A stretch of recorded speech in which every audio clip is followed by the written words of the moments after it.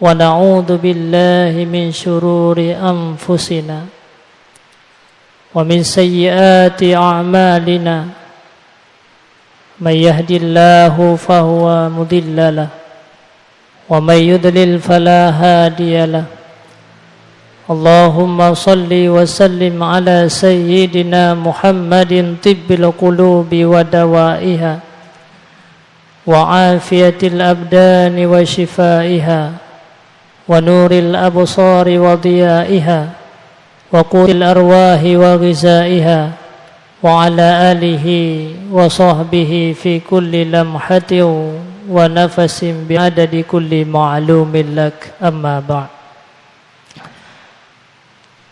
Pertama-tama sekali, marilah sama-sama kita memanjatkan puji dan syukur kepada Allah Subhanahu wa Ta'ala, di mana Allah yang telah melimpahkan rahmat dan karunia dengan kudrah dan iradahnya, dengan taufik dan hidayahnya pula,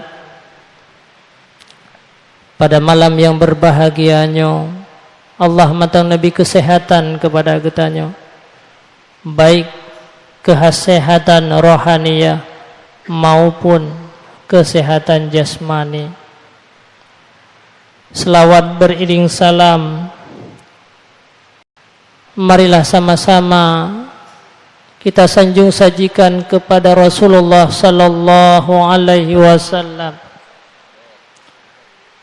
Beliaulah yang telah berjuang dalam hidupnya, telah berkorban hari demi hari yang beliau lalui, pengorbanan demi pengorbanan yang beliau rasakan.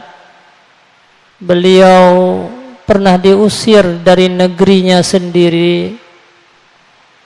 Beliau pernah berdarah di dahinya, pernah luka di kakinya. Berbagai macam kepedihan-kepedihan yang dirasakan oleh Rasulullah sallallahu alaihi wasallam, semuanya bukan untuk kepentingan pribadinya, bukan untuk mendapatkan jabatan, bukan untuk mendapatkan harta. Akan tetapi semua yang beliau lakukan itu semata-mata untuk kebahagiaan daripada umatnya, semata-mata untuk kesuksesan dan kesenangan bagi umat-umat beliau setelah beliau tiada. Bahkan Rasulullah sallallahu alaihi wasallam di malam-malam yang penuh dengan keberkahan, beliau mengalirkan air mata untuk umatnya, untuk orang-orang yang pernah berdosa kepada Allah Subhanahu wa Ta'ala. Beliau menangis di malam-malam yang penuh dengan keberkahan, di malam nisfu Sya'ban.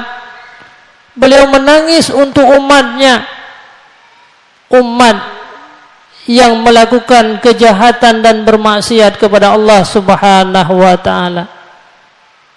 Semenjak Rasulullah sallallahu alaihi wasallam lahir, beliau teringat kepada umatnya sampai akhir detik daripada kehidupan beliau.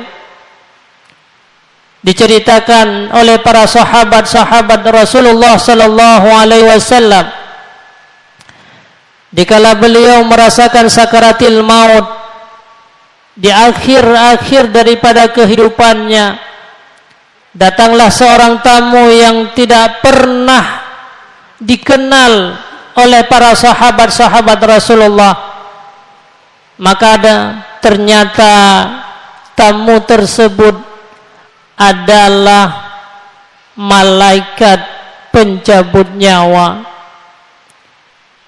Maka dikala Rasulullah sallallahu alaihi wasallam akhir menghembuskan nafas yang terakhir daripada beliau, Rasulullah sallallahu alaihi wasallam merasakan kepedihan daripada sakaratil maut.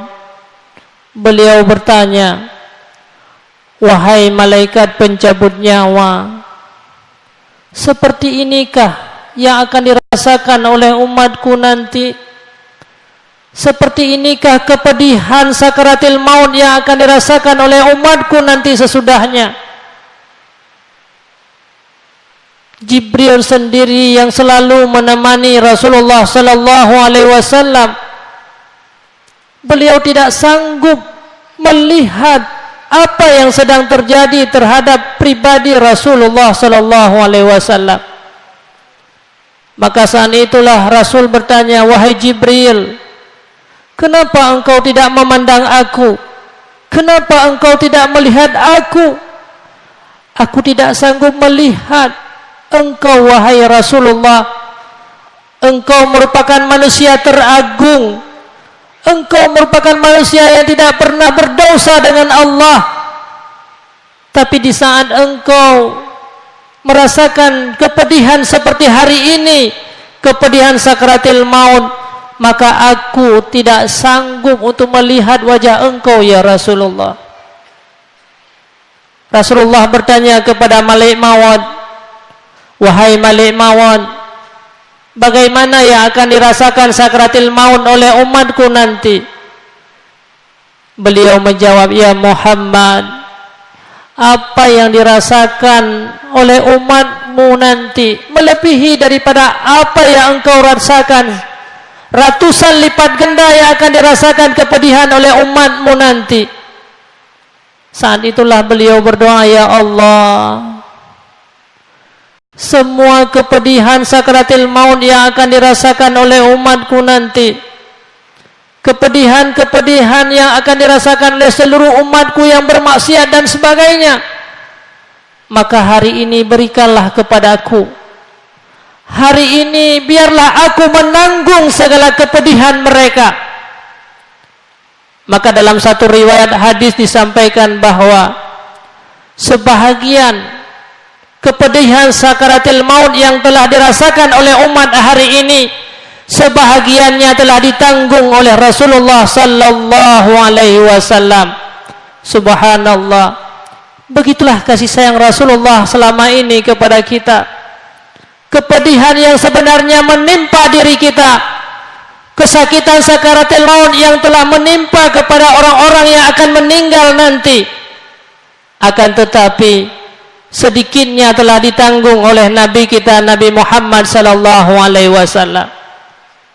Sehingga Sitina Aisyah pernah berkata, "Aku tidak pernah cemburu kepada orang-orang yang mudah dikala meninggal setelah aku melihat Rasulullah sallallahu alaihi wasallam menghadapi sakaratil maut, menghadapi kepedihan di akhir-akhir kehidupannya."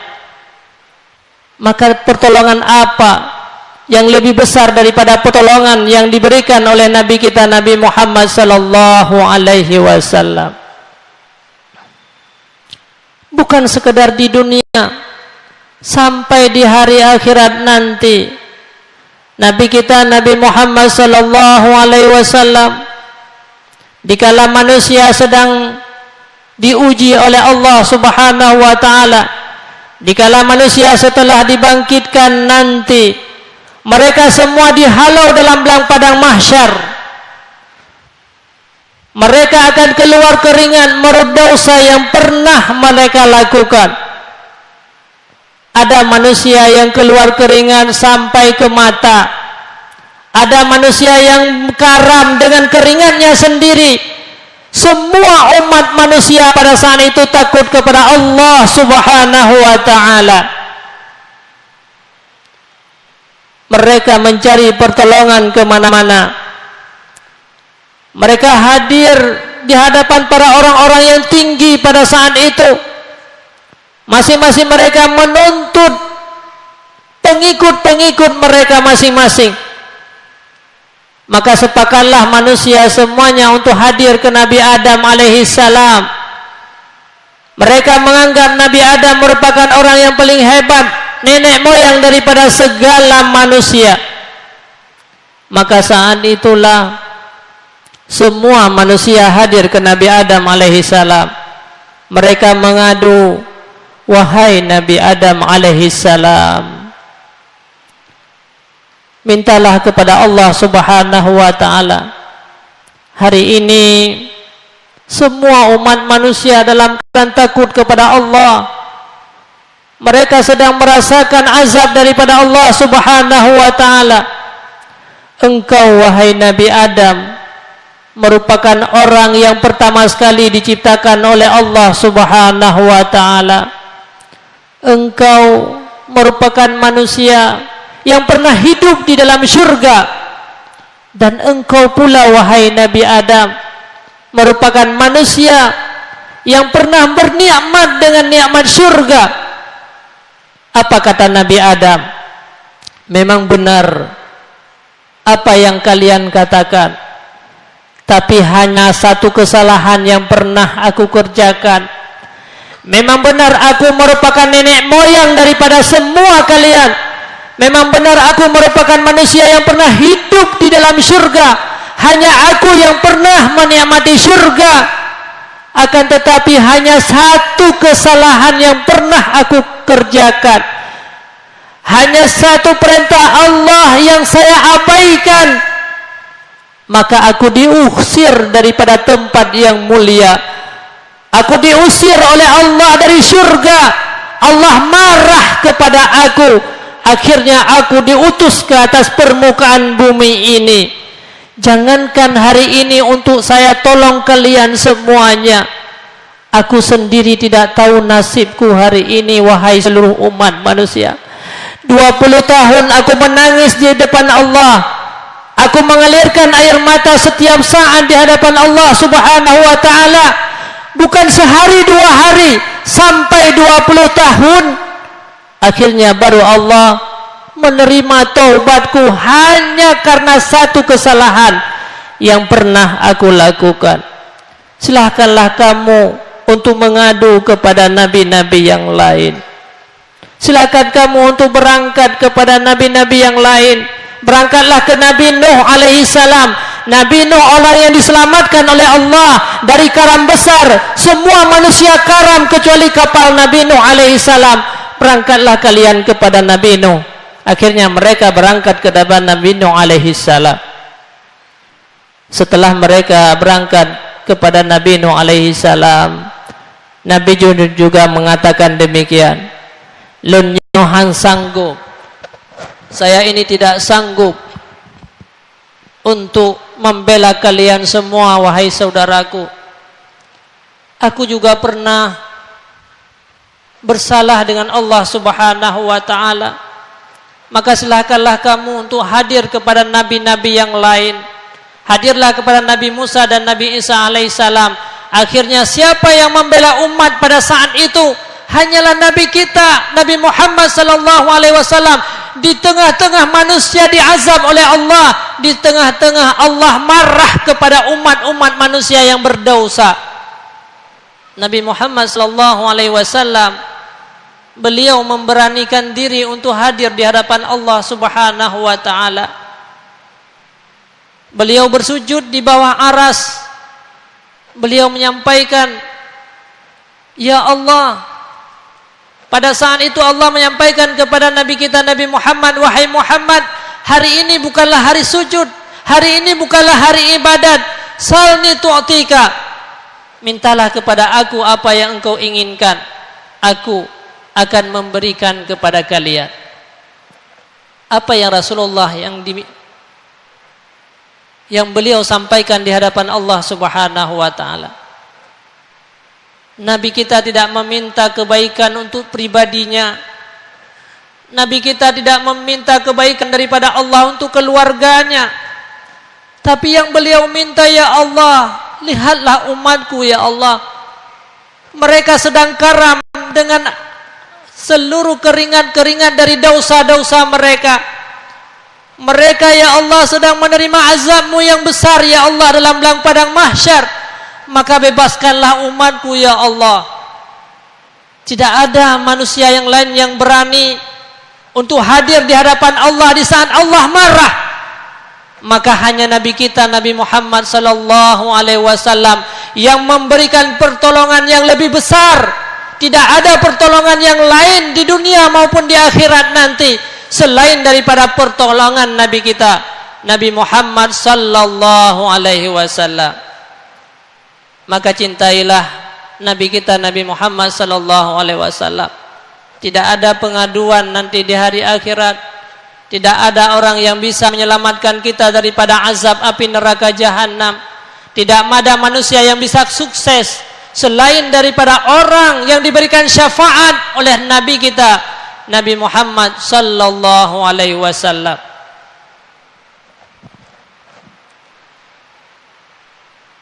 Selawat dan salam juga kepada al dan sahabat beliau, para alim ulama mutakaddimin dan mutaakhirin.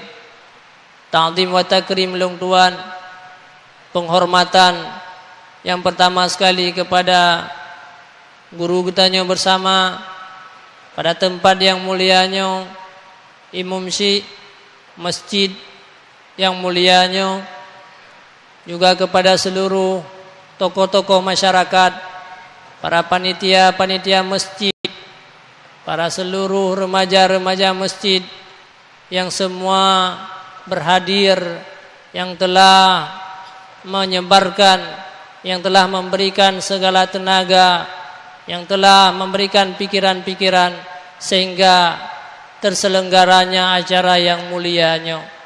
Maka terima kasih banyak juga Lun Tuan sampaikan kepada para sahibul makan. Nolong Tuan begitu hadir di sini langsung nepu mulia dengan makanan-makanan. Alhamdulillah, memang sebenarnya inilah yang merupakan tanda-tanda sebuah keimanan yang ada dalam dada-dada para tokoh-tokoh masyarakat yang ada di sini. Sebenarnya kalau kita mengenang sejarah Rasulullah dalam menyebarkan dakwah, dikala beliau menyampaikan agama, dikala beliau menyampaikan dakwah, beliau tidak dimuliakan seperti apa yang Lung Tuan rasakan pada malam yang berbahagia ini. Beliau tidak ditunggu oleh para umatnya, bahkan beliau disakiti. Ini karena mereka tidak punya iman, karena mereka tidak tahu iman kepada Allah, karena mereka tidak menyayangi Rasulullah sallallahu alaihi wasallam.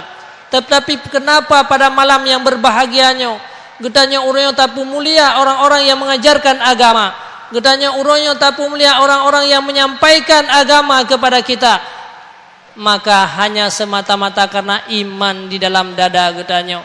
Maka kemuliaan yang Lun Tuan dapatkan pada malam yang berbahagia ini dari seluruh para masyarakat yang mulia di tempat yang mulianya, semuanya ini adalah karena iman kepada Allah.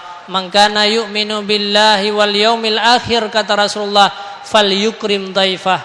Orang-orang yang beriman kepada Allah dan beriman kepada hari akhirat, itulah orang-orang yang memuliakan tamu. Maka syukur alhamdulillah, terima kasih banyak. Semoga Allah Subhanahu wa taala memberikan keberkahan kepada kita. Semoga Allah Subhanahu wa taala menjadikan kita orang-orang yang memuliakan Rasulullah sallallahu alaihi wasallam. Semoga Allah Subhanahu wa taala senantiasa menjadikan kita termasuk orang-orang yang benar, orang-orang yang selamat, orang-orang yang sukses, orang-orang yang bahagia di dunia dan bahagia di akhirat. Amin amin ya rabbal alamin. Hadirin kaum muslimin rahimakumullah. Maka syukur alhamdulillah saatnya getanyo selesai daripada sembahyang Isya berjamaah telah getanyo laksanakan. Ini merupakan ibadat-ibadat yang punya hikmah yang begitu besar, amal ibadah, pahala yang dilipat gandakan oleh Allah Subhanahu wa taala. Lun Tuan juga membaca ada sebuah gerakan pada masjid yang mulia ini, gerakan subuh berjamaah. Subhanallah, mungkin ini merupakan awal kebaikan daripada getanyo bersama. Karena kenapa? Salat berjamaahnya merupakan sebuah kelebihan, merupakan amal murah yang diberikan oleh Allah Subhanahu wa taala kepada kita. Mungkin banyak di antara kita hari ini yang meninggalkan sembahyang berjamaah. Pada Rasulullah sallallahu alaihi wasallam menyampaikan salatul jamaati, sembahyang berjamaah khairum min salatil fardhi bi 27 darajat. Allah akan memberikan satu rakaat kita sembahyang fardu secara berjamaah Allah memberikan pahala 27. Inilah amal murah yang diberikan oleh Allah Subhanahu wa taala. Apalagi jamaah Isya dan jamaah subuh. Dalam sebuah hadis Rasulullah menyampaikan, "Man shalla isya'a jama'atan faka'annama qama nisfal laili, wa man shalla subha jama'atan faka'annama qamal laila kullahu." Orang yang melaksanakan sembahyang Isya secara berjamaah, maka seolah-olah dia telah menghidupkan sebahagian malam. Dan orang yang melaksanakan sembahyang subuh berjamaah, seolah-olah dia telah menghidupkan sepanjang malam. Subhanallah. Inilah subsidi amal pahala yang diberikan oleh Allah Subhanahu wa taala. Hari ini kadang-kadang kita lupa dalam hidup kita. Tapi seandainya ada digelar dalam masyarakat Gedanyo subsidi saka murah atau beras raskin, maka semua kita hadir berbondong-bondong. Menyauronyo na digelar pasar tablao sikilo diberi 27 kilo saka. Tablao sikilo beruh diberi 27 kilo. Maka semua kita akan hadir, penuh masjid, penuh menasa, penuh tempat yang digelar pasar-pasar murah. Akan tetapi amal murah hari ini banyak orang yang meninggal. Banyak orang yang menyia-nyiakannya. Mereka tidak tahu amal murah ini jauh lebih penting daripada kebutuhannya di dunia, bahkan kebutuhan sampai di hari akhirat nanti. Inilah dengan amal-amal murah. Kita hari ini sudah hidup puluhan tahun. Mungkin berapa banyak solat-solat jamaah yang telah kita tinggalkan hari ini. Berapa banyak kerugian yang menimpa kita hari ini. Bahkan anak-anak Gedanyo Uronyo menjadi gelar pasar murah. Semua kita bawa mereka. Menyana limang tu dalam keluarga, mal limang Gedanyo tak hadirkan. Sakit betul.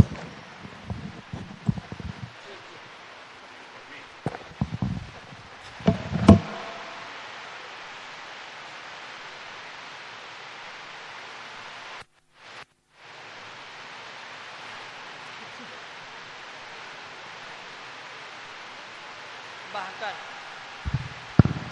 bertanya semuanya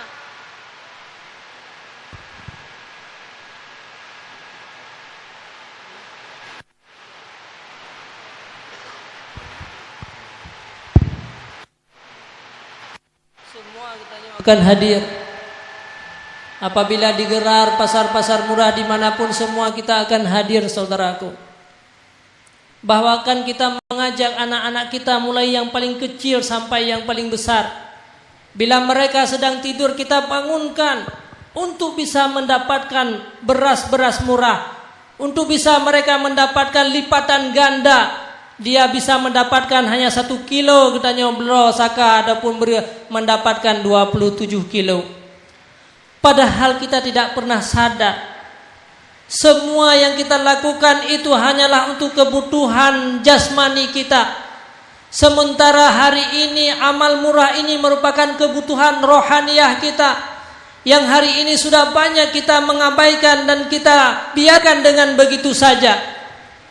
Betapa sedihnya Gedanyo Uronyo. Padahal beras raskin yang Gedanyo puo 27 kilonya hanya bisa bertahan 1 bulan. Saka murah yang kita bawa 1 karung hanya bisa bertahan beberapa hari.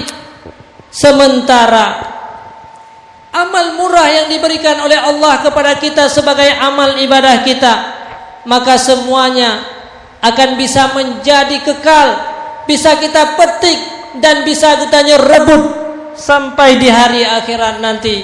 Subhanallah, ini banyak yang kita lupakan, saudaraku sekalian. Pernah ada salah seorang sahabat Rasulullah sallallahu alaihi wasallam bernama Sya'ban. Beliau merupakan orang yang tidak pernah tertinggal berjamaah dengan Rasulullah sallallahu alaihi wasallam. Beliau berdiri yang paling pojok supaya tidak mengganggu orang lain. Setiap saat beliau hadir di belakang Rasulullah untuk melakukan sembahyang berjamaah. Sehingga pada suatu subuh, dikala Rasulullah sallallahu alaihi wasallam melihat ke belakang tidak ada Sya'ban, Kemana sebenarnya Sya'ban? Beliau menanyakan kepada para sahabat, ya sahabat, adakah di antara engkau yang tahu kemana Sya'ban hari ini tidak hadir? Di subuh ini beliau tidak hadir kemana? Dia setiap saat ada, setiap waktu, sehari semalam 5 waktu dia salat berjamaah. Tapi kenapa hari ini dia tidak hadir? Ada di antara kalian yang tahu? Apa kata para sahabat? Tidak ada seorang pun yang tahu kenapa Sya'ban tidak hadir. Akhirnya Rasulullah menunda salat subuh. Kadang-kadang Sya'ban ada berhalangan, dia masih tertinggal di jalan. Agar Sya'ban tidak tertinggal salat subuh berjamaah, Rasulullah menunda salat subuh berjamaah pada saat itu. Salat subuh, waktu subuh hampir habis, maka Sya'ban pun belum datang, Sya'ban pun belum tiba. Akhirnya Rasulullah langsung melanjutkan salat subuh berjamaah dengan tanpa seorang sahabat yang selama ini ada berserta Rasulullah, yaitu Sya'ban. Setelah Rasulullah SAW selesai salat subuh berjamaah, maka tiba-tiba Rasulullah menyampaikan kepada sahabat, wahai sahabat, ada di antara kalian yang tahu di mana rumah Sya'ban? Kita mau tanya, kenapa Sya'ban pada hari ini, pada subuh ini tidak hadir? Maka nasalah sirau di antara para sahabat yang tahu di mana persis rumahnya Sya'ban. Berangkatlah Rasulullah SAW setelah salat subuh ke rumah Sya'ban. Kira-kira perjalanannya 3 jam. Mulai daripada selesai subuh sampai waktu duha, beliau sampailah ke rumah Sya'ban. Beliau menanyakan kepada istri Sya'ban, wahai istri Sya'ban, kenapa Sya'ban tidak hadir subuh ini ke masjid? Istrinya menjawab, ya Rasulullah, Sya'ban telah meninggal dunia. Inna lillahi wa inna ilaihi raji'un. Ternyata Sya'ban setiap hari dia salat berjamaah tidak pernah tinggal. Dia hanya tinggal salat jamaah subuh hanya karena dia telah kembali kepada Allah. Hanya dia telah dicabut nyawa oleh malaikat. Hanya dia telah kembali menghadap Allah Subhanahu wa ta'ala. Hanya karena itu alasannya beliau tidak melakukan salat subuh berjamaah. Kemudian istrinya menanyakan, ya Rasulullah, aku tidak tahu dikala Sya'ban meninggal dunia, padahal beliau setiap saat hadir ke masjid, beliau setiap saat salat berjamaah, tapi dia menangis dikala beliau meninggal dunia. Ada 3 dempitan kata-kata. Yang pertama, 5 laisal jadid. Yang kedua, 5 laisal kullu. Yang ketiga, 5 laisal ba'in. Rasulullah SAW menyampaikan bahwa dikala Sya'ban meninggal dunia, maka Allah Subhanahu wa ta'ala menampakkan pahala kepada Sya'ban. Setiap hari dia melangkah ke masjid untuk salat berjamaah selama 3 jam perjalanan. Maka dikala Allah memberikan pahala yang besar, saat itulah Sya'ban menyesal. Kenapa rumahku tidak lebih jauh daripada masjid? Kenapa rumahku tidak dalam perjalanan ke masjid selama 5 jam? Kenapa hanya 3 jam perjalanan dari rumahku ke masjid? Kenapa tidak 4 jam dan kenapa tidak 5 jam? Beliau menangis. Karena Rasulullah menyampaikan bahwa dikala kita meninggal dunia, semua yang kita kerjakan Allah akan mereli kembali, menampakkan kembali apa yang pernah kita lakukan dalam hidup kita. Dikala Allah memberikan, menampakkan kebaikan-kebaikan Sya'ban, maka Sya'ban menyesal. 5 laisal ba'id. Kenapa rumahku tidak lebih jauh daripada selama ini? Yang kedua, 5 laisal jadid. Kenapa tidak yang baru? Dikala Sya'ban pergi ke masjid setiap saat, tiba-tiba ada suatu hari pada subuh saat itu, maka di dalam musim kedinginan, Sya'ban sangat kedinginan, hansip si lapih kepakai baju, kepakailah 2 lapih. Lapih yang pertama agak bacut pakaian, lapih yang kedua pakaian bekas, karena pakaian takut kena abai andre kaki kuto atau lapih yang kedua. Dikala beliau sampai ke masjid, beliau melihat ada orang tua yang sedang kedinginan, yang membutuhkan kepada pakaian. Maka gebukalah pakaian Sya'ban yang mudah, pakaian luar. Tinggallah pakaian lapis itu di dalam yang menteng baru. Roh gujuk pakaian yang di luar. Di saat Allah, kata Rasulullah, menampakkan fahala kepada Sya'ban, maka dia menyesal. Kenapa aku tidak memberikan yang baru? Kenapa aku tidak memberikan yang lebih bagus pakaian kepada orang yang sakit, kepada orang yang kedinginan? Kenapa aku memberi pakaian bekas? Sya'ban merasa menyesal. Dan yang ketiga, setiap hari Sya'ban pergi ke masjid hanya berbekal 1 roti. Tapi tiba-tiba na urang yang tinggal dua, maka gebilah roti sebelah. Karena sebelah tu untuk bekal Sya'ban. Karena Sya'ban berangkat bawa teh subuh, gewa leh selesai sembahyang Isya. Maka untuk makanan di masjid mulai leh subuh sampai Isya, yang sebenarnya selamanya sikrek roti kepada, maka gejuklah kurang yang membutuhkan hanya separuh roti. Dikala Allah menampakkan fahala kepada Sya'ban, maka akhirnya Sya'ban menyesal. 5 laisal kullu. Kenapa aku tidak memberikan semuanya hartaku? Kenapa aku tidak memberikan semua roti? Biarlah aku menahan lapar di dunia hanya sesaat, tapi semua itu adalah akan menjadi kebaikan bagi aku di hari akhirat nanti. Saudaraku sekalian, hadirin kaum muslimin yang seiman dan yang seagama, Sya'ban menangis bukan karena dia berdosa kepada Allah.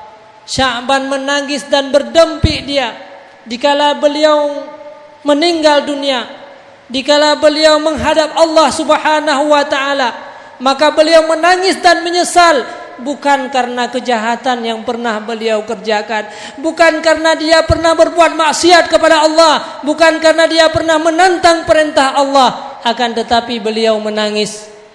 Maka bayangkan, seandainya nanti kita hadapi sakaratil maut, dikala Allah menampakkan segala apa yang pernah kita lakukan selama ini, dikala Allah menampakkan seluruh kejahatan-kejahatan kita nanti, maka bagaimana nasib kita di hadapan Allah Subhanahu wa taala? Dikala kita menyia-nyiakan banyak amal-amal ibadah yang murah yang diberikan oleh Allah, hari ini telah kita sia-siakan. Bagaimana kehidupan kita nanti? Bagaimana dempitan kita? Bagaimana penyesalan yang akan menimpa kita?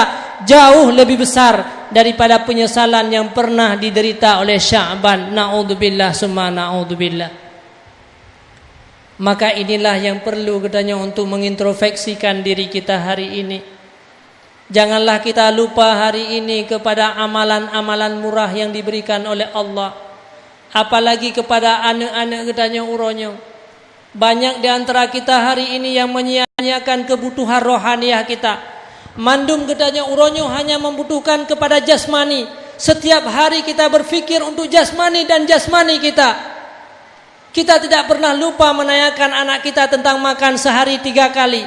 Bahkan kita berikan makanan-makanan tambahan. Hai tem pajobu tak pusa, tak sulung bunyan bui tem pajoh. Tapi makanan rohaniah kepada anak-anak dan keturunan kita hari ini kita lupakan dengan begitu saja. Padahal jasmani katanya uronyo hanya bisa hidup setelah kita, hanya bisa kekal setelah kita akhir kehidupan kita. Jasadnya pada satu saat dia akan menjadi makanan ulat-ulat yang ada dalam kuburan. Seandainya kita hari ini membuka kuburan-kuburan manusia terdahulu, kuburan-kuburan orang-orang yang terdahulu, maka apa yang kita dapatkan daripada mereka? Kemana jasad yang selama ini mereka sayangi? Yang tinggal hanyalah rohaniah kita.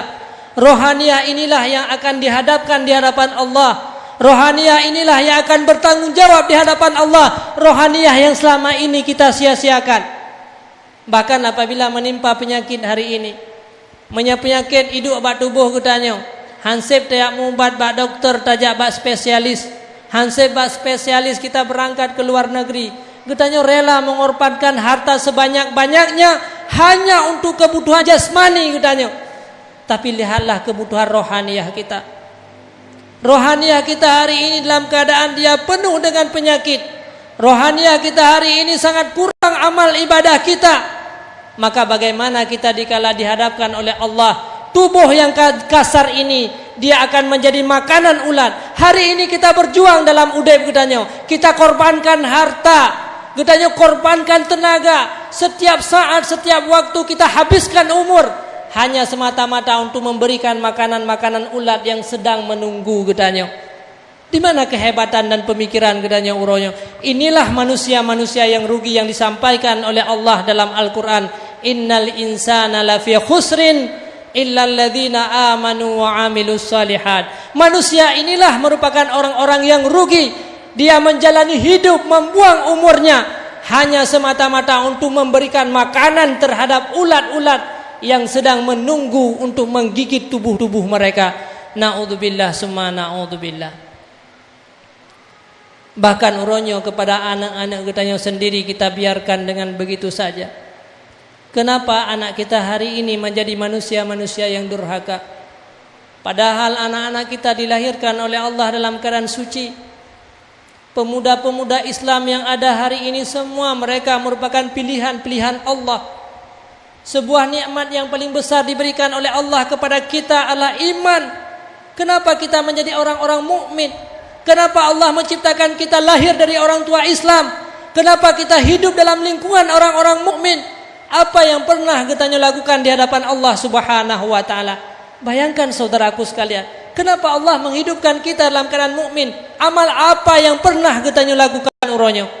Tidak ada satupun amal yang kita berikan di hadapan Allah. Tidak ada suatu keagungan bagi kitanya. Tapi kenapa Allah memilih kita mukmin sementara banyak orang-orang yang diciptakan oleh Allah menjadi orang-orang kufur? Berapa ratus miliar manusia yang hidup setelah Nabi Adam sampai hari akhirat nanti. Tidak semua mereka diciptakan oleh Allah menjadi orang-orang mukmin. Tetapi kenapa Allah memilih kita menjadi orang-orang mukmin? Kenapa anak kita lahir daripada orang-orang mukmin? Semuanya itu adalah kasih sayang Allah kepada kita. Bukan karena kemampuan kita. Karena jauh segolong kita lahir di atas permukaan bumonyo, Allah telah mengumpulkan kita semua dari zuriat-zuriat manusia. Gedanyo gecok daripada zuriat urunci. Urunci gedanyo daripada zuriat nenek gedanyo. Semua kita telah pernah dikumpulkan dalam sebuah tempat yang menamakan daerah Na'man. Apa kata Allah? Alastu birabbikum. Pada saat yang manusia yang akan lahir menjadi urung mukmin getanda dengan warna hitam. Kita masih zuriat. Orang yang akan lahir menjadi orang mukmin getanda dengan warna putih. Orang yang akan lahir menjadi orang kafir getanda dengan warna hitam. Kenapa Allah memilih kita dengan warna putih yang akan dilahirkan menjadi orang-orang baik, menjadi orang-orang mukmin kepada Allah? Itu semuanya karena kasih sayang Allah kepada kita. Setelah kita lahir di dunia ini, setelah kita punya fasilitas-fasilitas kehidupan, setelah kita punya harta, setelah kita punya jabatan, setelah sempurna segala anggota-anggota tubuh kita, akhirnya kita rela bermaksiat kepada Allah. Anak kita pun kita membawa mereka kepada sebuah kemaksiatan. Mereka tidak dilahirkan oleh Allah untuk menjadi pencuri. Anak-anak kita tidak dilahirkan oleh Allah menjadi orang-orang narkoba. Anak kitanya tidak dilahirkan oleh Allah menjadi manusia yang durhaka kepada Allah, tapi mereka dilahirkan oleh Allah dalam keadaan suci dan bersih. Tapi siapa yang membawa mereka kepada neraka jahanam? Laqad kharajtukum min batni ummikum, kata Allah. Sungguh aku keluarkan kamu daripada perut orang tua kamu, wa qalbukum tahir, bahwa hati kalian itu dalam keadaan suci. Semua anak-anak kita lahir dalam keadaan suci dan bersih. Semua mereka dalam keadaan suci. Tapi kenapa mereka hari ini menjadi orang maksiat kepada Allah? Kenapa mereka hari ini melakukan kejahatan kepada Allah? Siapa yang membawa mereka kepada neraka jahanam? Itulah orang tuanya. Kullu mauludin yuladu alal fitrah, kata Rasulullah, illa abawahu yuhawidani wa yumajjisani wa yunassirani. Mereka lahir dalam keadaan suci, tapi dua orang tualah yang menjadikan mereka sebagai Yahudi. Orang tualah yang menjadikan mereka sebagai orang-orang Nasrani. Orang tualah yang membawa mereka kepada kekafiran, yang membawa mereka kepada neraka jahanam. Betapa banyak kezaliman kita terhadap anak-anak kita, hadirin kaum muslimin rahimakumullah. Kita telah menghancurkan kehidupan anak-anak kita. Kita telah menghancurkan segala apa yang mereka dapatkan. Kita telah membawa mereka kepada kezaliman. Kita telah membawa mereka kepada neraka jahanam. Kita telah menghancurkan kehidupan mereka bukan sekedar di dunia. Bukan sekedar di dunia mereka menjadi orang-orang durhaka. Bukan sekedar di dunia kita menghancurkan kehidupan mereka. Sampai di hari akhirat nanti kita telah membawa mereka ke neraka jahanam. Maka semua kezaliman-kezaliman yang kita lakukan hari ini akan harus kita tanggung jawab di hadapan Allah Subhanahu wa taala. Padahal mereka orang-orang bersih, kita telah membawa mereka kepada neraka jahanam. Naudzubillah summa naudzubillah. Makanya ke sebagai tanggung jawab besar bagi gedanyo uronyo. Padahal anak gedanyo merupakan orang-orang yang baik karena kita salah dalam mendidik mereka. Lagi Tuhan sampaikan buno, gedanyo lebih banyak mendidik mereka bidang-bidang jasmani mereka, tapi kita lupa kepada rohaniyah mereka. Kita tidak pernah lupa untuk makanan mereka, untuk kesehatan mereka, tapi kita lupa untuk makanan rohaniyah mereka. Menyapa jobu siurol hega hana pernah gedanyo tua. Hai tem pajo tak apa-apa, tak usahakan bi pajo, tapi sembahyang sehari 5 kali yang merupakan kebutuhan rohaniyah mereka. Kita hari ini telah menyia-nyiakan dan kita telah membiarkan. Umur 7 tahun di dalam kitab ganjurkan bagi gedanyo untuk kewajiban bagi seorang ibu untuk menganjurkan anak-anaknya untuk bersembahyang. Tiap itamang wadah sembahyang wajib perintah ke anak gedanyo. 3 hana dapat buat 1 dosa. Siuro si malam 5 mbah wadah, 5 mbah dosa yang telah kita pikul. Berapa dosa 1 bulan? Berapa dosa yang menimpa orang tua 1 tahun untuk 1 orang anak? Berapa dosa untuk sekian tahun? Dan sampai nanti dia besar dan tidak tahu ibadah kepada Allah hanya gara-gara kita. Mandum keburukan yang pernah dilakukan oleh anak gedanyo, nasaham keburukan itu yang akan menimpa kita. Kita boleh meninggal, gedanyo berapa ratus tahun berada dalam kuburan, tapi seolah-olah kita masih mengerjakan dosa karena dosa daripada keturunan-keturunan gedanyo. Jadi hidup ini hanya sekali, saudaraku sekalian. Maka berhati-hatilah gedanyo dalam menjalani kehidupannya. Bukanlah hal yang mudah. Banyak tanggung jawab hari ini yang telah gedanyo sia-siakan uronyo. Maka akhirnya sebetapa besar pun amal ibadah kita apabila kita menyia-nyiakan keluarga. Inilah yang pernah disampaikan oleh Rasulullah, orang yang dimakan amal oleh anak dan keluarganya. Uro akhirat singo manusia yang cukup le amal kebaikan. Mutumpuk lagi tumpuk gunung. Dengan puasa, dengan sembahyang, dengan umrah sudah berkali-kali, haji. Akan tetapi akhirnya semua amal kebaikan yang bagaikan gunung dimakan oleh anak-anaknya dan seluruh kejahatan anaknya diberikan kepada orang tersebut. Inilah kata malaikat, wahai manusia, inilah manusia yang amal kebaikan mereka telah dimakan oleh anak dan keluarganya. Na'udzubillah summa na'udzubillah. Hadirin kaum muslimin rahimakumullah. Maka didiklah anak-anak kita sesuai dengan agama. Mari gedanyo uronyo tak imbangi tentang kebutuhan rohaniyah kita dengan kebutuhan jasmani. Uronyo banyak di antara kita yang melupakan jasmani rohaniyah, baik rohaniyah kita atau rohaniyah para orang tua kita, anak-anak kita. Begitu juga dengan profesi, silakan gedanyo uronyo untuk berprofesi. Siro guru uronyo mengajar di setiap saat. Pohlapan kagebedah untuk menjadi seorang pegawai mengajar di sekolah-sekolah. Tapi apa yang mereka harapkan? Kalau mereka hanya mengharapkan sebuah gaji, maka itu hanyalah kebutuhan jasmani mereka yang akan hilang dikala mereka mati nanti, meninggal nanti. Ada orang yang sudah mengajar selama 20 tahun hanya mengharapkan gaji. Na'udzubillah summa na'udzubillah. itu hanya kebutuhan jasmani mereka. Padahal bila seandainya benar-benar ikhlas karena Allah, bukan berarti kita tidak menerima gaji. Butoi-butoi katanya untuk mendidik seorang manusia dengan apa yang kita berikan kepada anak-anak kita, anak-anak didik katanya, maka mandum itu menjadi saham kebaikan bagi katanya. Na'udzubillah summa na'udzubillah. Uronyo banyak di antara kita yang lupa kepada rohaniyah kita. Padahal kita sudah sangat lama untuk menjadi seorang pegawai, sudah sangat lama kita mendidik seorang murid, kita sudah sangat lama untuk bekerja setiap saat dan setiap waktu.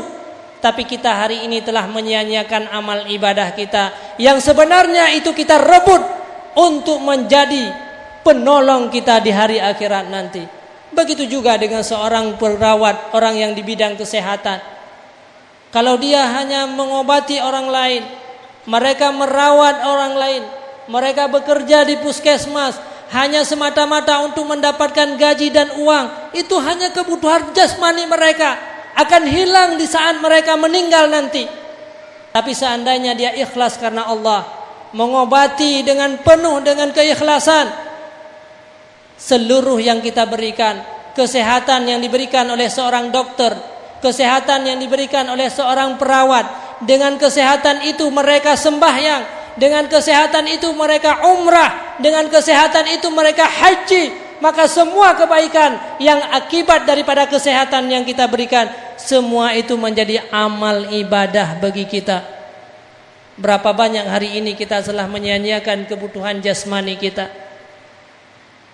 Bahkan apabila kita hari ini punya harta, takut kita korbankan untuk kebutuhan rohaniyah kita. Menyana gaji uronyo gedenya 100 ribu per hari, kita takut untuk menyumbang 10 ribu. 10 ribu tak sumbang, si kurang 10 ribu tak tinggal, masih takut. Kenapa? Karena tak anggap 10 ribu yang tak sumbangnya hilang, sementara si kurang 10 ribu yang tak kubah di rumah itulah yang tinggal. Padahal sebaliknya saudaraku sekalian, 10 ribu yang kita kubah itulah yang akan kekal, yang bisa kita ambil sampai hari akhirat nanti. Tapi 90 ribu yang kita tinggalkan di rumah, itulah yang akan hilang dan sirna. 90 ribu itu kita beli makanan, makanan akan menjadi kotoran, akan hilang dan sirna. 90 ribu yang kita simpan di rumah, kita beli pakaian, pakaian akan membusuk dan akan awan model hana lepur-lepur pakai. Tapi 10 ribu yang kita sumbangkan untuk agama, itulah yang akan kekal sebenarnya, itulah yang akan tinggal, yang bisa menolong kita di hari akhirat nanti. Hadirin kaum muslimin rahimakumullah, maka berjuanglah untuk rohaniyah kita dalam hidup. Udipnya hanya sesaat, hidup ini hanya sekali dalam kehidupan kita. Sehingga udip harus bisa kita selesaikan persoalan-persoalan di hari akhirat nanti. Udip di dunianya bagaikan katanya udip di rumah raja. Kiban udip di rumah raja. Raja keperintahkan bagdanya untuk tamang lam rumahnya na satu kamar emas selama 6 jam. Itulah perbandingan hidup kita di dunia. Gata tamang lam rumah lon, cok muh sebanyak-banyaknya wate 6 jam.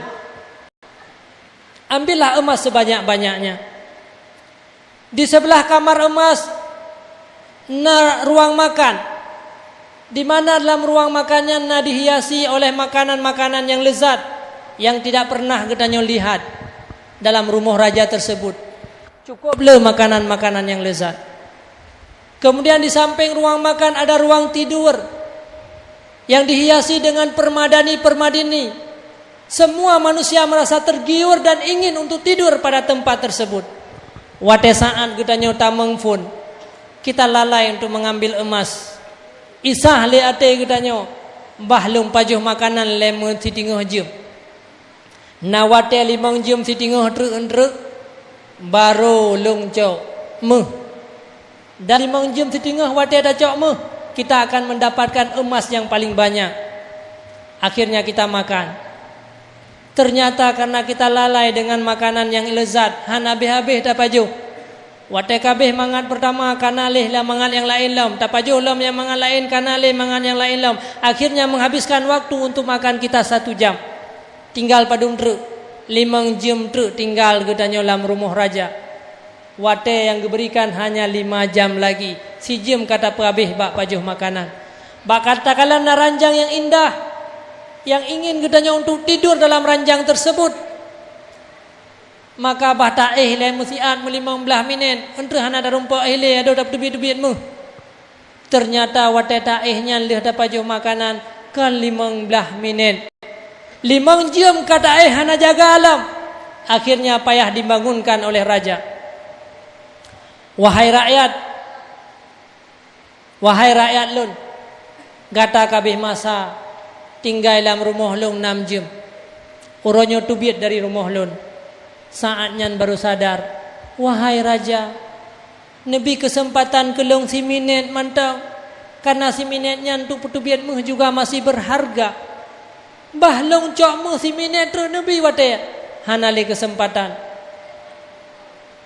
Maka akhirnya kita tubiat dari rumah raja tanpa kita membawa emas. Kita merupakan orang-orang yang rugi. 6 jam kata duduk dalam rumah raja, hana darumpak tubiat mesti gerampi. Padahal saudaraku sekalian, seandainya begitu kita tamang dalam rumah raja, tapi tubiatmu sebanyak-banyaknya dan wate katroh ulua tablo makanan dengan muh yang tanya putubiatnya, kita bisa makan bukan 1 jam, seumur hidup kita bisa makan, seumur hidup, sepanjang kehidupan kita nyojit apa jo dengan muh yang tak putubiat muno apabila tablo makanan dan buah-buahan.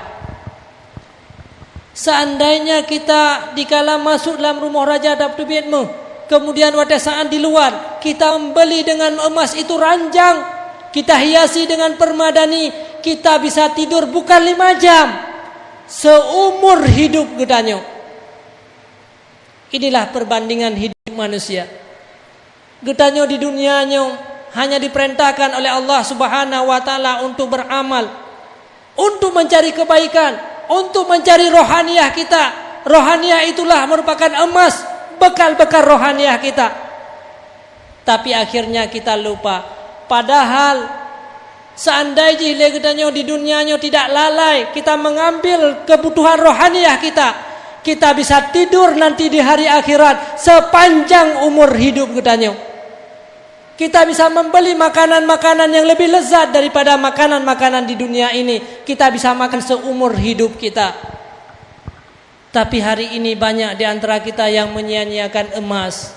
Apapun profesi silahkan, tapi emas itu ada di hadapan kita. Silakan kitanya untuk menjadi seorang pedagang, silakan kita untuk menjadi seorang pegawai, silakan kita bekerja sebagai buruh, silakan kita menjadi orang kaya, silakan kita menjadi orang miskin, silakan kita menjadi pemimpin, silakan kita menjadi rakyat. Tapi semua itu ada nilai-nilai rohaniah bagi kita. Ada emas-emas yang bisa kita rebut ataupun tidak bisa kita rebut. Nyoke yang perlu kitanya dalam doa ba Allah Subhanahu wa taala, agar kita jangan sia-sia dalam hidup ini, supaya emas-emas yang na di mata, di depan mata getanya, Allah matang memberikan kesempatan bagi getanya ulonyo untuk mengintrospeksikan diri getanya. Hadirin kaum muslimin rahimakumullah, uronyo getanya kamantang Nabi selamat li Allah. Padahal dukna musibah-musibah yang menimpa kita semenjak dom, kita masih selamat. Bukan karena kehebatan dan kemampuan bagi kita, kencarang taat bata musuh bawatnya sehingga dia selamat. Bukan. Ada orang yang lebih hebat daripada kita, tapi mereka telah meninggal dunia. Kemudian kita selamat dari bencana tsunami yang 13 tahun yang lalu. Berapa ratus ribu manusia yang meninggal dunia. Mereka lebih sempurna daripada kita, mereka lebih hebat daripada kita, tapi Allah telah mengambil nyawa-nyawa mereka, tapi kita masih selamat. Kemudian kemarin di Pidijaya ada menimpa gempa besar, tidak menimpa daerah kita. Banyak orang-orang yang meninggal dunia, banyak orang-orang kaya menjadi miskin, banyak orang-orang kaya hilang hartanya dengan sekejap. Semua mereka hilang wibawa, mereka menjadi pemimpin, menjadi orang-orang rendah, mereka menjadi tokoh, menjadi orang yang disegani dalam keluarga. Akhirnya mereka dihina. Kenapa semuanya itu? Karena Allah, bukan karena kemampuan kita. Maka kehebatan yang gedanyo miliki uronyo lah bukan karena kemampuan kita. Uronyo gedanyo dipertokohkan. Uronyo gedanyo menjadi orang-orang terhormat karena Allah. Satu nikmat Allah gecabut daripada gedanyo uronyo. Dari orang mulia menjadi orang-orang hina. Uronyo dayo je kepemimpin mihana gebi buta oleh Allah. Ada satu musibah yang menimpa kita menjadi orang buta. Jangankan kita dihormati oleh masyarakat, keluarga kita sendiri pun tidak menyayangi gedanyo. Maka kemampuan yang diberikan hari ini kepada kita, keberhasilan gedanyo uronyo, selamat gedanyo dari bencana besar ini adalah karena Allah. Allah manteng kasih sayang kepada kita. Allah manteng nibi kepada gedanyo kesempatan kita. Maka bertaubatlah saudaraku sekalian. Jangan kita menganggap bencana ini telah selesai. Kita hari ini hidup di akhir zaman. Semakin kita jauh dengan Rasulullah, semakin dekat dengan hari akhirat. Bencana-bencana akan kembali, berbagai macam bencana, sehingga semua manusia ini akan meninggal dunia. Maka gedanyo kal heboh periode selamat, belum tentu bencana di masa yang akan datang kita selamat, saudaraku. Bukan berarti kita mengelak daripada sebuah musibah. Tidak ada manusia yang mampu, karena semua manusia akan mati. Semua manusia akan sirna. Seluruh bumi ini akan hancur pada suatu saat. Semua kita akan kembali kepada Allah. Tapi tugas kita hari ini adalah untuk menyelamatkan iman kita. Baik sampai urung-urung yang awal meninggal dalam tsunami, mereka telah sukses. Tapi apa yang menimpa kepada kita, kepada keturunan-keturunan kita, tsunami iman itu merupakan tsunami jauh lebih besar daripada tsunami yang menimpa kita. Bencana yang menimpa hanya menghancurkan jasmani kita. Bencana yang menimpa hanya menghancurkan kehidupan dunia kita. Tapi seandainya bencana iman ini, bencana keburukan dan kemaksiatan yang menimpa gedanyo, ini jauh lebih besar daripada tsunami yang menimpa kita. Maka hari inilah tugas kita untuk kita kembali kepada Allah, untuk kita merebut emas-emas yang ada di depan mata kita, untuk lebih memperhatikan kebutuhan rohaniah kita. Paling kurang kita mengimbangi antara kebutuhan rohaniah dengan jasmani. Lihatlah kebutuhan rohaniah kita hari ini, apakah sudah cukup makanan yang kita berikan? Setiap hari kita berapa punya harta? Setiap hari berapa umur yang diberikan oleh Allah, berapa jam kepada kita? Adakah kita pergunakan hari demi hari yang kita lewati untuk kebutuhan jasmani gedanyo ataupun hana? Inilah yang akan menimpa kita hari-hari akhir nanti. Maka uronyo hanya kesabah persoalan bagi kita, apa yang akan terjadi kita di masa yang akan datang. Memang tamu doa Allah menjauhkan daripada kita segala bencana-bencana. Tapi ketahuilah, hidup kita ini sudah akhir zaman. Hidup kita sudah jauh dengan Rasulullah sallallahu alaihi wasallam. Cepat ataupun lambat kita akan meninggalkan dunia ini. Tapi manusia yang sukses adalah bukan manusia yang sukses di dunia, tapi manusia yang sukses adalah manusia yang sukses di hari akhirat. Wa man zuhziha 'anil nar wa udkhilal jannah faqad faz. Barang siapa yang dilepaskan daripada neraka jahanam dan dimasukkan dalam surga, itulah merupakan orang-orang sukses. Biarpun orang telah menganggap kita sukses di dunia, orang telah menganggap kita orang hartawan, orang telah menganggap kita orang punya kekuasaan, sukses. Banyak orang-orang yang mengucapkan selamat kepada gedanyo. Tapi kalau tidak sukses di akhirat, kita belum sukses, tidak termasuk orang-orang yang sukses. Lihat Fir'aun. Siapa punya jabatan sebesar, setinggi jabatan Fir'aun hari ini? Betapa banyak kekuasaan yang dimiliki oleh Fir'aun. Tidak ada manusia dunia hari ini, presiden hari ini yang memiliki sebuah daerah kekuasaan melebihi daripada Fir'aun. Pada saat itu semua orang suka kepada Fir'aun. Orang-orang bercita-cita untuk menjadi seorang Fir'aun. Dikala mereka melihat bahwa Fir'aun itu merupakan orang-orang sukses. Banyak pendamping-pendamping Fir'aun yang mengucapkan selamat kepada Fir'aun. Para orang-orang hamil Mereka bercita-cita anaknya untuk menjadi seorang Fir'aun pada saat itu. Tapi hari ini berapa tahun Fir'aun merasakan kenikmatan, saudaraku? Berapa tahun kenikmatan yang dimiliki oleh Fir'aun? Hanya semasa hidup, hanya beberapa tahun. Tapi berapa tahun hari ini Fir'aun berada dalam kuburan mereka? Berapa ribu tahun hari ini Fir'aun merasakan azab daripada Allah. Maka hari ini tidak ada seorang pun yang menganggap Fir'aun itu sukses. Maka kesuksesan seseorang itu bukan karena jabatan, bukan karena pangkat, bukan karena kekuasaan. Lihat Qarun. Siapa yang tidak suka kepada Qarun saat itu? Siapa manusia yang lebih mulia daripada Qarun? Siapa orang yang punya harta sebanyak harta Qarun? Bahkan manusia hari ini yang menemukan harta dalam tanah masih disebut-sebutkan harta Qarun. Kaya gedanya uronyo tidak sebanyak harta Qarun. Kaya gedanya uronyo tidak pernah disebutkan nama kita dikala orang menemukan harta. Bahkan sampai hari akhirat nanti tidak ada orang yang sekaya Qarun. Orang semua suka kepada Qarun pada masanya. Tapi hari ini Qarun itu menjadi orang-orang celaka dan durhaka. Dia bukan orang sukses, dia bukan orang bahagia. Berapa tahun Qarun merasakan kenikmatan dengan hartanya, tapi berapa ribu tahun hari ini Qarun merasakan azab daripada Allah Subhanahu wa taala. Naudzubillah summa naudzubillah. Hadirin saudaraku sekalian, para ibu-ibu dan bapak-bapak sekalian yang saya hormati dan saya muliakan. Maka hari ini Allah masih memberikan umur panjang kepada kita. Maka marilah kita setiap saat, karena hidup kita hari ini sudah di akhir zaman, banyak kemaksiatan yang berada dalam kita, banyak hambatan-hambatan, banyak sekali sesuatu yang bisa menghilangkan iman kita hari ini. Maka berhati-hatilah dalam hidup di dunia ini. Rebutkanlah rohaniah kita. Rebutkanlah amal-amal murah yang diberikan oleh Allah.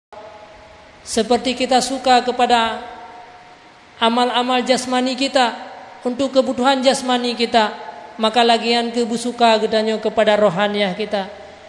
Didiklah anak-anak kita, didiklah keturunan-keturunan kita, karena kita hanya beberapa tahun bisa hidup di dunia ini.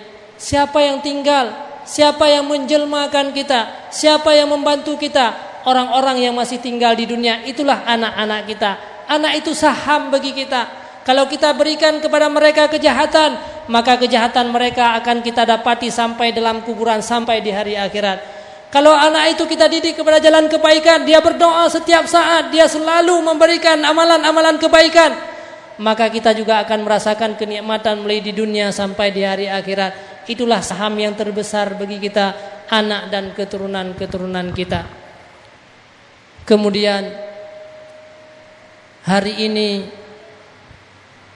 juga karena hari akhir zaman, di mana semakin dekat dengan hari akhirat, salah satu tandanya adalah tentang persoalan yang terjadi di Palestina. Maka kita tidak punya kemampuan untuk berjuang, kita tidak punya kemampuan untuk berjihad, tapi yang ada kemampuan daripada kita hanyalah doa. Ad-du'a'u mukhul ibadah, ad-du'a'u silahul mu'minin. Hanya kitalah bisa berdoa kepada saudara-saudara kita yang ada di Palestina. Mereka merupakan orang-orang yang dipilih oleh Allah. Kenapa mereka dipilih oleh Allah?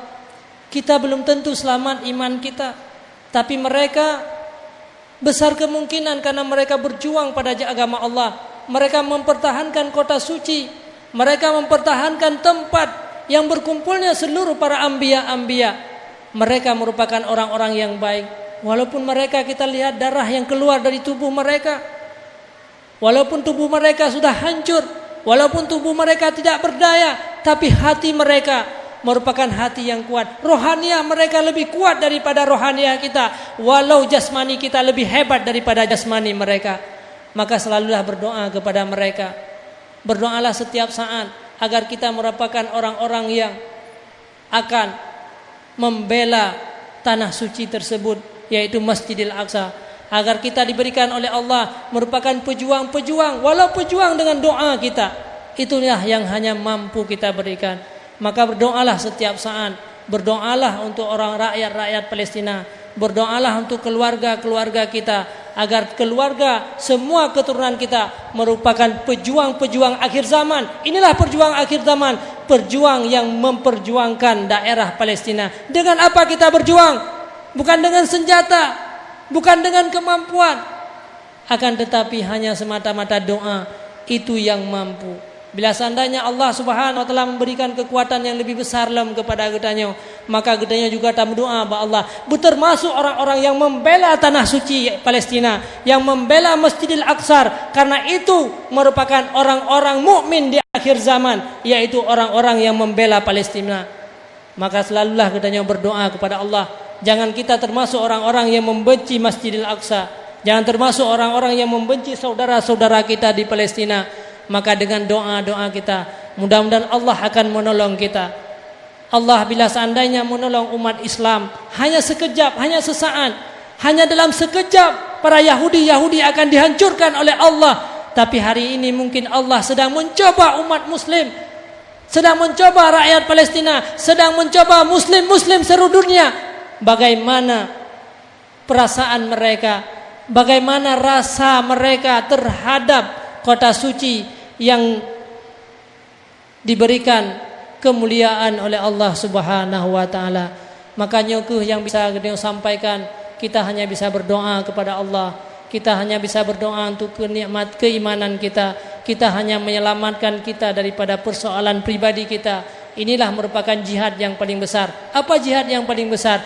Berjihad pada jiwa kita sendiri, berjihad mempertahankan iman, berjihad untuk menghilangkan hawa nafsu, berjihad kepada keluarga-keluarga kita. Juga kita tidak lupa berjihad kepada saudara kita di Palestina dengan doa-doa kita. Hanya komentar yang bisa Tuan sampaikan, lebih dan kurang Tuan laki maaf. Seandainya ada pertanyaan ataupun